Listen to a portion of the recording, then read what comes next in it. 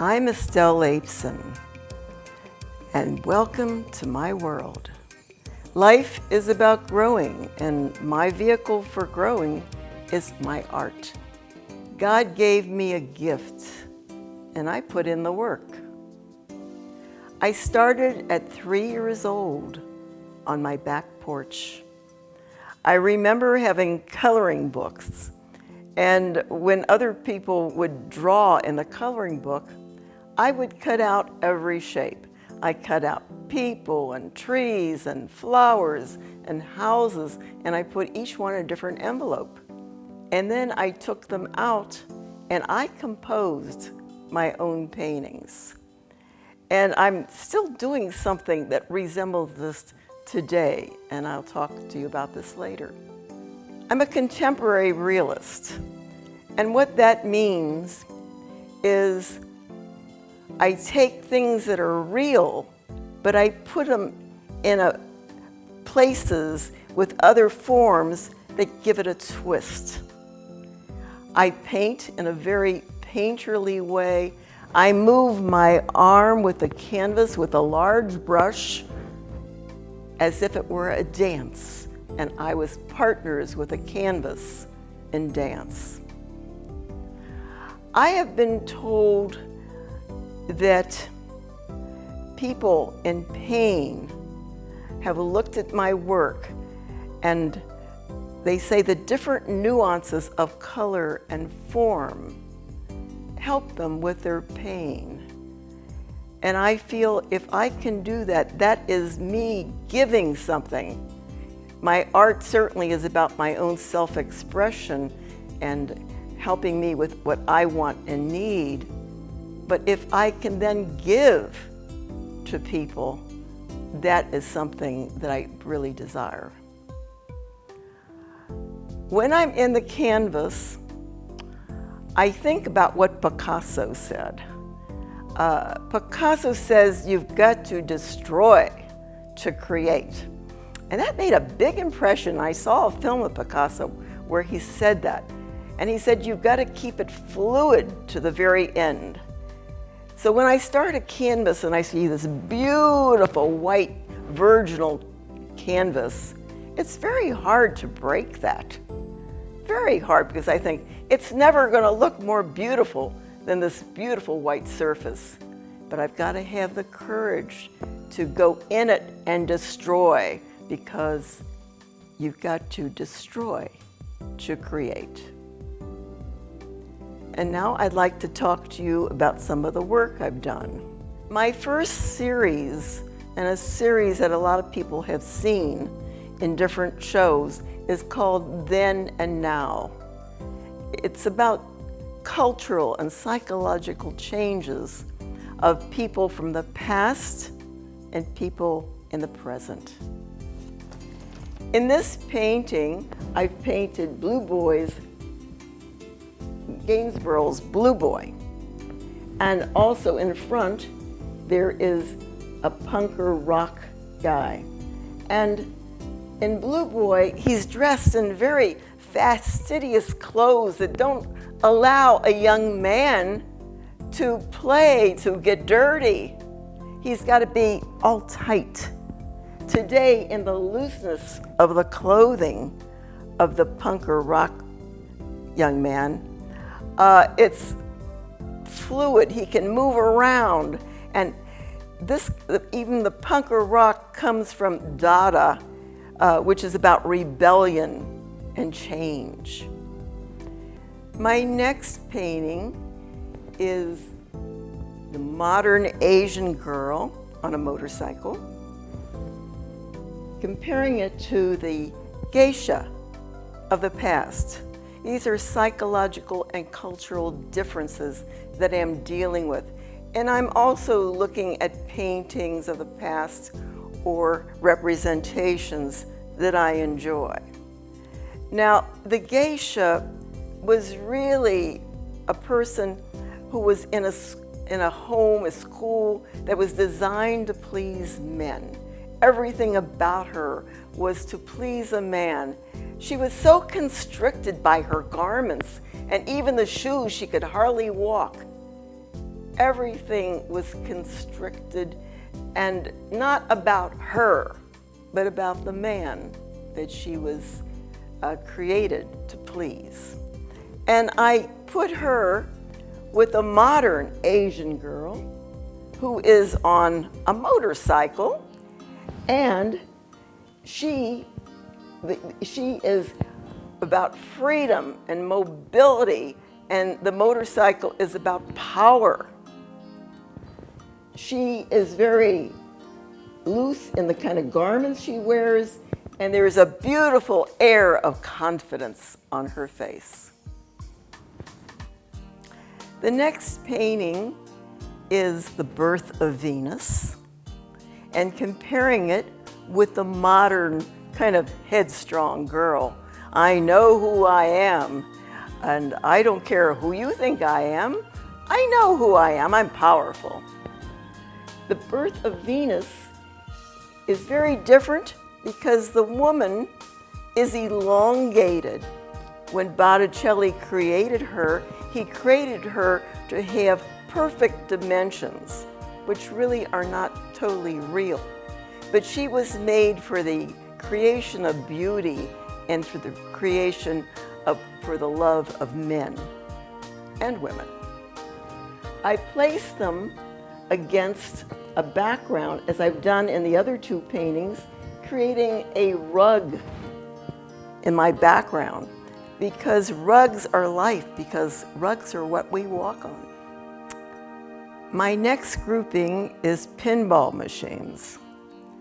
I remember being in a pinball parlor, and all the lights were flashing, and it was very dark, and it was like there was comfort in chaos. And I became very, very intrigued by this comfort in chaos, because it was a little bit like my own life, which at that time had elements that were very hard. So that went into my painting. And I started with some very real photographs. We were at a time of photorealism, and my son Ken took some photos for me. He took the long table, because it is a rectangle, but what I did is I made it into a square.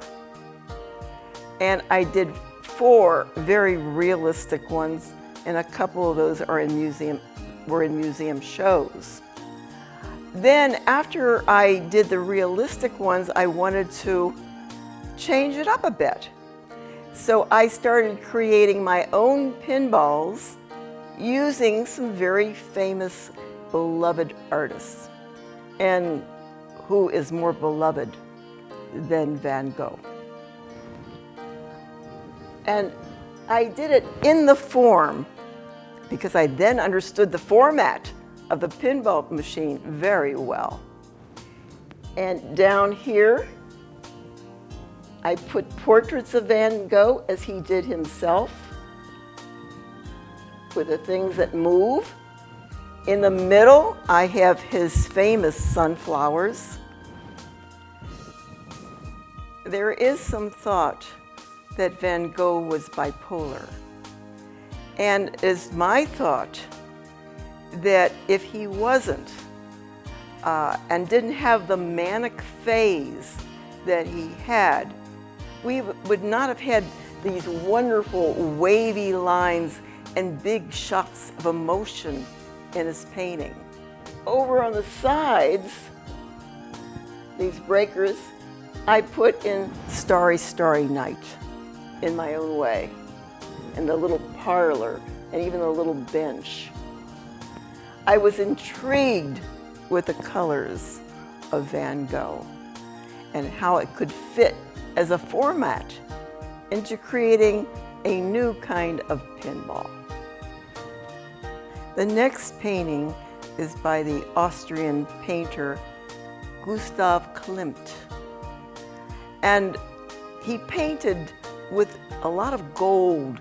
Actually, it was gold leaf that had never been used before in paintings. I am not using gold leaf, but I simulated the color of gold.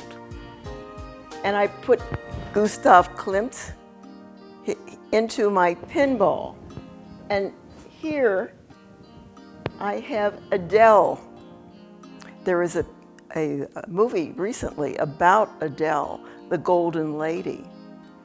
And so I put her in both of these on either side. And here is the painting, The Kiss. Now, in the original painting, there are so many different kinds of patterns. There was no way, so I invented a lot of the patterning and simulated the look.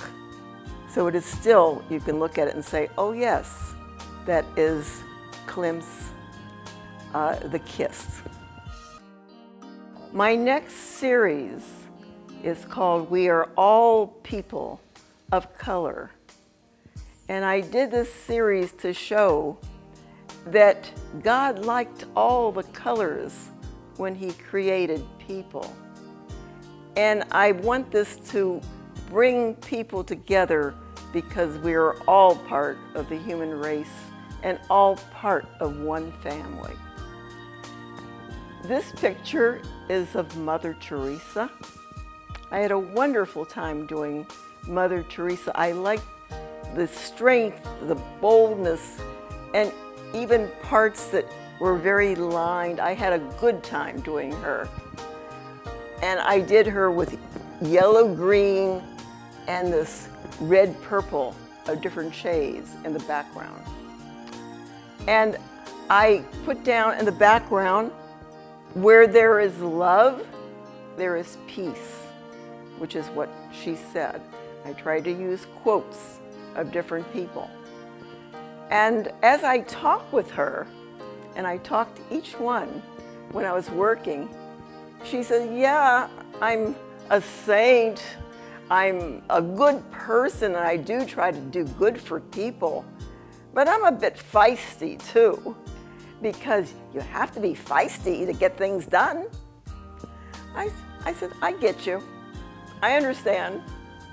And so we had a very good time talking with each other as I did this portrait. What I'm doing is Oprah. The three portraits that I'm showing are of three very spiritual people. And I watched Oprah's show, Super Soul Sunday, for a very, very long time. She talks about energy of the soul and where do we go after we die and what do we think God is. I loved the whole show and I continued to watch it. And I watched her face as she talked. And this was an expression that I caught one day, a little different than most of her expressions. I think there's something very deep where she's almost looking into your soul as she talks. And that's why in the background I put, and the soul is, because that's the way she would talk to people. She would say, and the soul is, to lead them into what they were going to say. And I did Oprah in purple and orange. It seemed to suit the vibrancy of her personality. We had many, many talks as we did that on what the soul is. And I also love the massive hair. She has wondrous hair. God, I would love to have that kind of hair that extends out. You can do all kinds of things with it. She is a very beautiful woman inside and out. The next portrait I am showing you is of Gandhi, who was a beautiful spiritual leader. And what I put in his background is courage is grace under pressure. It's a beautiful statement to think about. He was not about violence in any way. He believed more in the coming together and the talking and the diplomacy. He was a very, very peaceful person. I did him in shades of yellows and greens which seemed to work for him. I loved the way his eyes, even with the glasses, looked straight again into you. I did all three of these portraits that I chose to show you because they are all spiritual leaders. And that, I think, is very important when you're talking about we are all people of color. It is who we are as a human being. What are our feelings about humanity? How do we act with our neighbors? These are all important things, and I think this grouping that I did is about trying to bring people together, because we are in a time where there are politics that are pulling us apart. And I feel as an artist, I must fight this. It is important to me because we are all people of color.